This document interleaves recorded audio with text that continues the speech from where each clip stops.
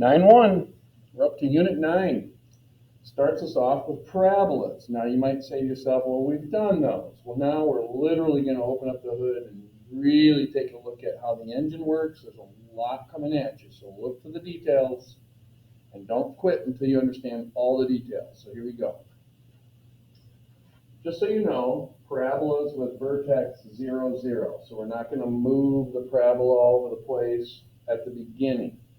We're going to start off by just keeping the vertex at 0, 0. So here's one kind, and here's another one. If you flip it, what does that mean? It means A is negative.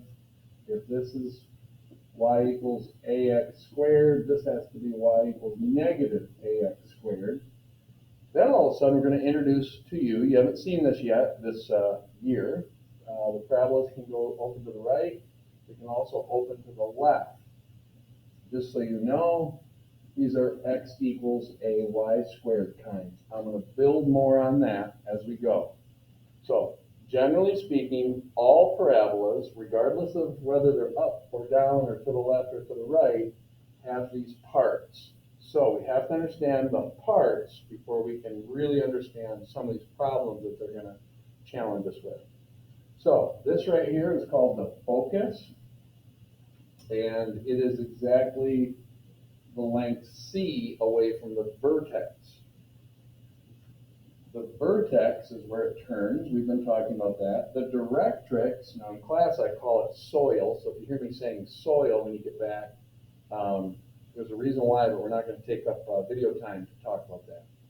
But generally speaking, maybe I should talk about it. A tulip always blossoms away from the soil / fancy name, directrix. Also, all horizontal lines have an equation y equals some number, like y is 2, y is 10, y is negative 10. Keep that in mind. Also, I call the focus the pistil because in a tulip, the things that honeybees, or not honeybees come and pollinate, pistils. So little stuff in the side, in the middle of the tulip. So keep that in mind. The tulip always wraps itself around the pistil / focus. And the tulip also always blossoms away from the soil. We'll talk more about that. But this distance right here is also c. Now there's this formula that you just have to know, a equals 1 over 4c. Now notice, there's my letter A. That is very significant because that's going to determine whether or not this flower is wide or if the flower is narrow. Remember this fancy talk, vertical stretch or vertical compression? So if this is a fraction, vertical compression. Whole number like 2, 4, 6, 8. That's going to be a vertical stretch. Now, having said that, I'll show you something else. So I just want to take a second and make sure you have proof of why things are the way they are. So there's y equals x squared.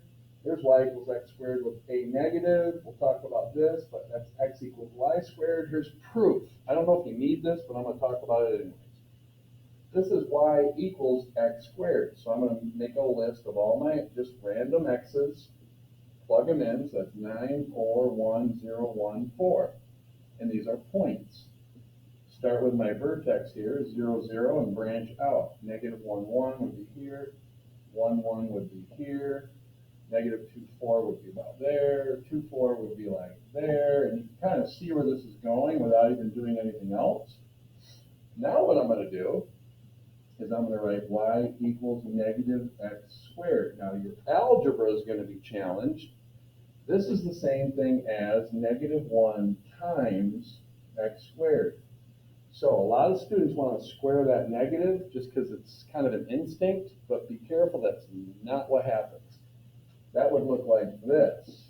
Then you would square the negative. But here, you don't. It's one of the most difficult things in all of algebra to go, okay, I'm not going to square that. So having said that, now I'm going to plug in same numbers and see what happens. So I'm going to focus on this one, not this one, even though they're equal. Negative 3 squared is 9 with a negative in front of it, negative 9. Negative 2 squared is 4 with a negative in front of it, negative 4. I think you can see the pattern. Plug a 1 in, 1 squared is 1, negative 1, and look at that pattern. So now, I'm going to grab this one in red. Start with my vertex, 0, 0.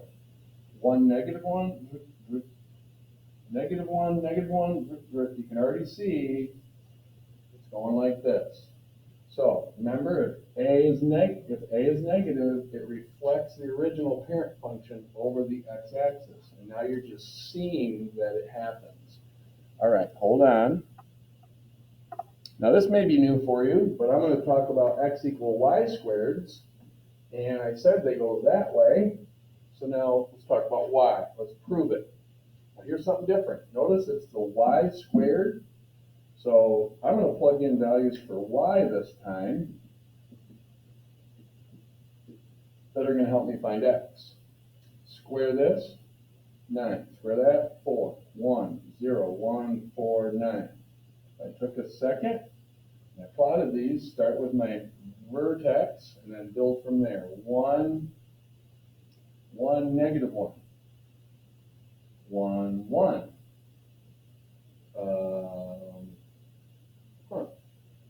Okay, yeah. So then 4, negative 2. 1, 2, 3, 4, negative 2. And then this one, 4, 2. 1, 2, 3, 4, 2. And as you can see, it's going that way. Now, here's the thing.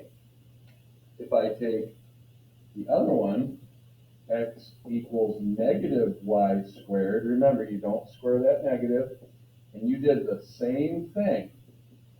Negative 3, negative 2, negative 1, 0, 1, 2, 3. Square this first, 9, but there's a negative in front of it. Square that first, 4, but there's a negative in front of it. Square that, it's 1, but there's a negative, and that's 0. Put a 1 in there, 1 squared is 1, but there's a negative. You can kind of see the pattern.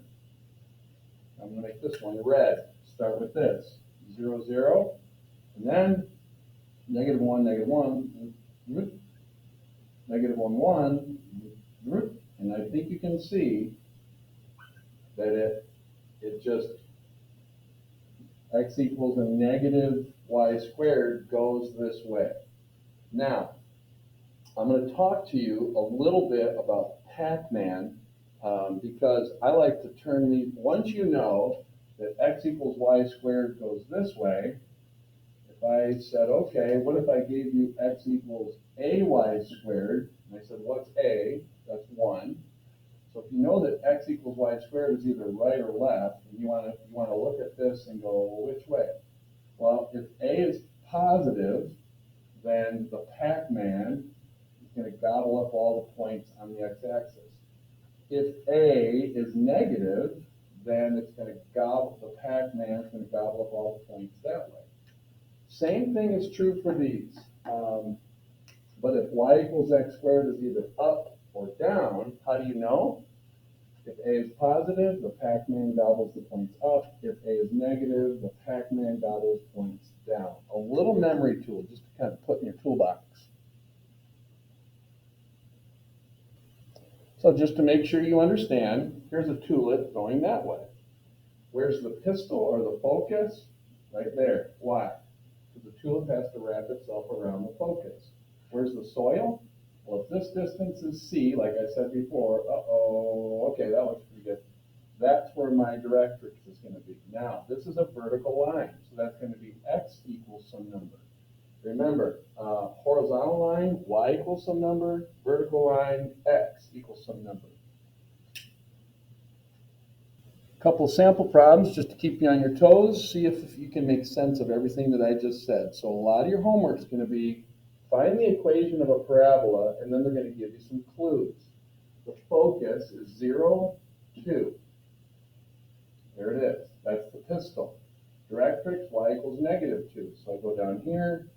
I'm going to make it dotted so I don't confuse that with my x-axis. One thing I didn't say, but I did, the vertex is going to be 0, 0, but more importantly, it's always halfway, because this has to be C, and this has to be C, telling you the vertex is there. Now, I don't know exactly what this looks like, but I'm going to draw it in. This could be wider, it could be narrower, but they don't want the graph. But you need to graph it to understand how to get started. So because it's like this, I know a whole lot of clues. It's going to be a y equals ax squared kind. I know that a is going to be positive. I know that c is 2. I can just look, 2 and 2. And now I'm going to take these together and talk about a equals 1 over 4c.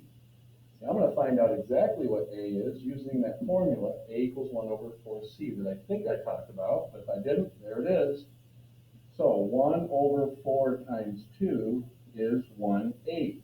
I know it's positive because it's up, so I can be done by replacing that a with 1/8. And there we have it. One more. Here it is.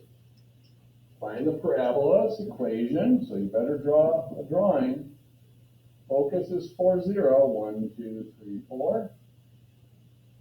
Rectrix is x, so it's going to cross my x-axis right here, a vertical line.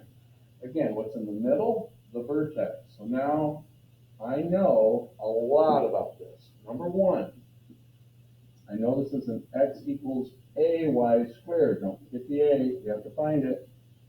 Number two, I know a is positive. Now, if it was going this way, I would have to make a mental note that it's negative. The Pac-Man would be traveling in the negative x direction, but this Pac-Man is going in the positive x direction. Number three, I can look at the drawing and say C is 4. I can get it from here, or I can get it from here. Put clues 2 and 3 together and use this formula, and 1 over 4 times 4 is 1/16. Where do I put that? Right here. X equals 1/16 y squared. There is your pre-lesson. I think you're armed and dangerous. Don't skip the example problems because there's a couple curveballs I throw at you that are a little different.